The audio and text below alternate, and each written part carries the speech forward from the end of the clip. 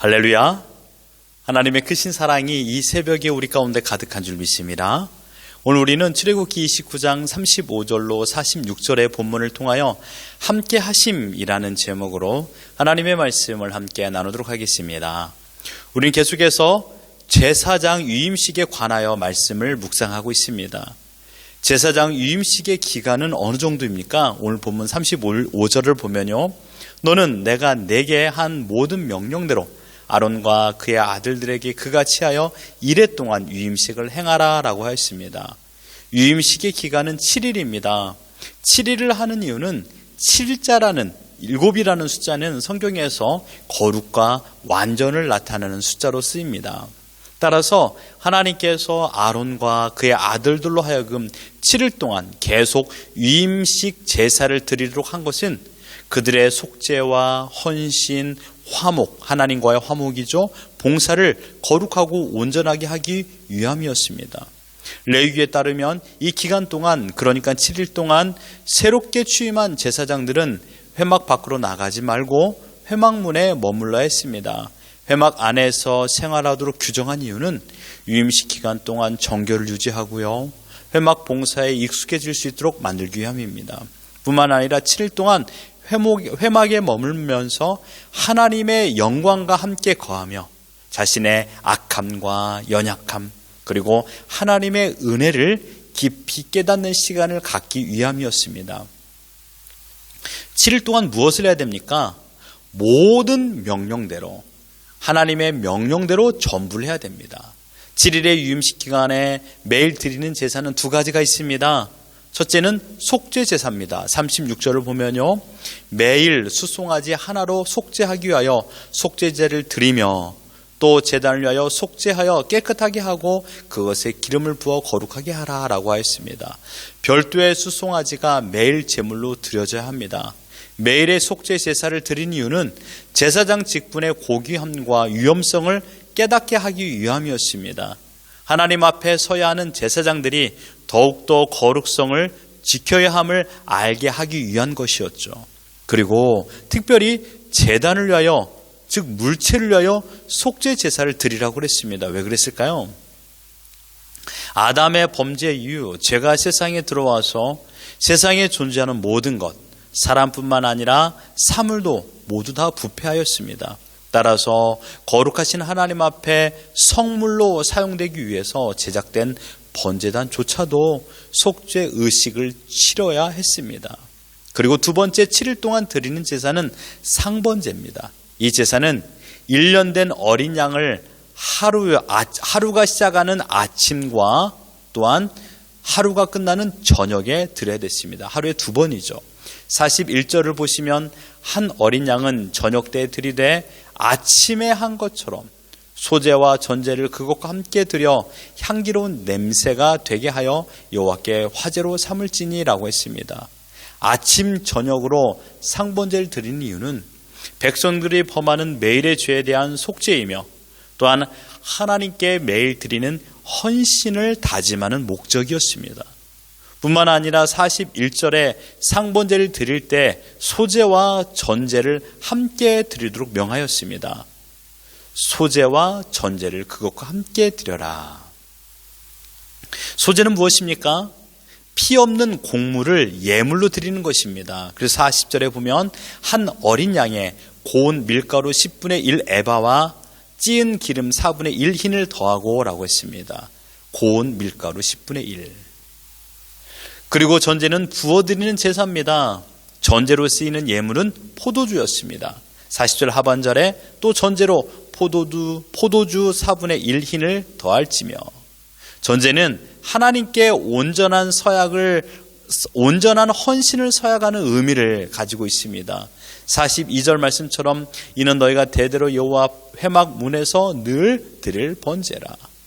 유임식에 드려진 상번제는 구약시대 이스라엘에서 매일 아침 해 뜰 때와 저녁 해질 무렵에 2번 드려졌습니다. 마지막으로 44절로 46절은 제사 규례의 목적을 말씀하고 계십니다. 45절과 46절을 보시면 내가 이스라엘 자손 중에 거하여 그들의 하나님이 되리니 그들은 내가 그들의 하나님 여호와로서 그들 중에 거하려고 그들을 애굽 땅에서 인도해 낸 줄을 알리라. 나는 그들의 하나님 여호와니라. 2번이나 반복하여 말씀하셨습니다. 그들 중에 거하려고. 하나님께서 애굽에서 종살이 하던 이스라엘 백성들을 출애굽시킨 목적은 이스라엘 가운데 거하시기 위함입니다. 하나님께서 함께 거하시는 것이 곧 은혜를 내려주시겠다는 약속의 전부입니다. 이스라엘 백성이 지난 과거의 삶은 자신이 주인이었습니다. 그러나 이제는 출애굽 이후 시내산 언약을 체결하고 하나님께서 성막에 거하심으로 말미암아 하나님의 소유된 백성이 되어 온전한 보호를 받게 되었던 것입니다. 이것이 오늘 본문의 전반적인 내용입니다. 오늘 본문을 통하여 우리는 하나님의 마음을 알 수 있습니다. 하나님은 이스라엘과 함께 하기를 원하셨습니다. 임마누엘로 함께 하기를 원했습니다. 임마누엘의 뜻이 무엇입니까? 하나님이 우리와 함께 하시다 이것입니다. 이것은요, 내가 원해서가 아닙니다. 우리는 기도할 적에 하나님 저와 함께하여 주시옵소서라고 합니다. 하지만 하나님은 우리가 그런 기도를 하지 않아도 언제나 함께 하십니다.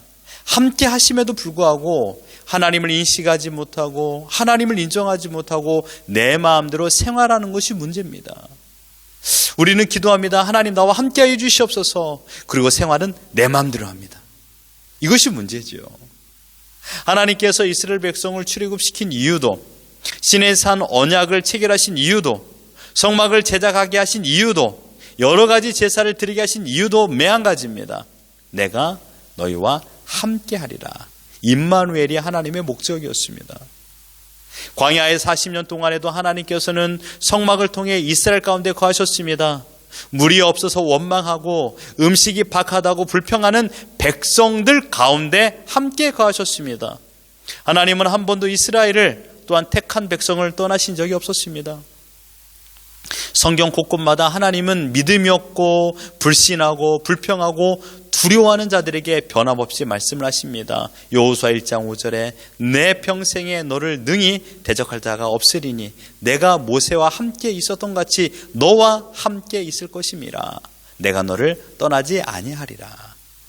우리 아버지 하나님은 두려움과 근심 속에 있는 자녀들을 구원하실 뿐만 아니라 고난의 현장에서 우리와 함께 하심으로 위로를 주시며 함께 하심으로 말미암아 승리를 주십니다. 구원을 주십니다. 왜냐하면 하나님께서 거하시는 곳이 하나님의 통치 영역이기 때문입니다. 이 세상 전부가 하나님의 통치 영역입니다. 이 영역을 침범할 자가 누가 있겠습니까? 엘리사의 믿음의 외침을 들어보십시오. 열왕기하 6장 16절로 17절에 대답하되 두려워하지 말라. 우리와 함께한 자가 그들과 함께한 자보다 많으니라 하고 기도하여 이르되 여호와여 원하건대 그의 눈을 열어서 보게 하옵소서 하니 여호와께서 그 청년의 눈을 여심해 그가 보니 불말과 불병거가 산에 가득하여 엘리사를 둘렀더라. 아람 군대보다 더 강하신 하나님께서 엘리사와 함께 하셨습니다. 아람 군대가 엘리사를 둘러 진을 쳤습니다. 그러나 아람 군대를 하나님의 불말과 불병거가 둘러 진을 치고 있습니다. 그러니 엘리사가 여기 있습니다. 아람 군대가 그 주위를 둘러싸고 있네요. 그런데 불만과 불병거는 더 크게 아람 군대를 둘러싸고 있습니다. 엘리사를 보호하기 위하여 특수 보디가드를 보내신 것입니다. 사랑하는 성도 여러분, 지금 우리에게도 하나님께서 함께하고 계심을 믿으시길 바랍니다. 중요한 것은 무엇입니까? 내가 무엇을 하느냐가 중요한 것이 아니라 내가 누구와 함께 하느냐가 중요합니다. 내가 누구와 함께 하느냐가 인생을 판가름짓습니다. 본문 46절에 내가 그들의 하나님 여호와로서 그들 중에 거하기 위하노라 라고 말하였습니다.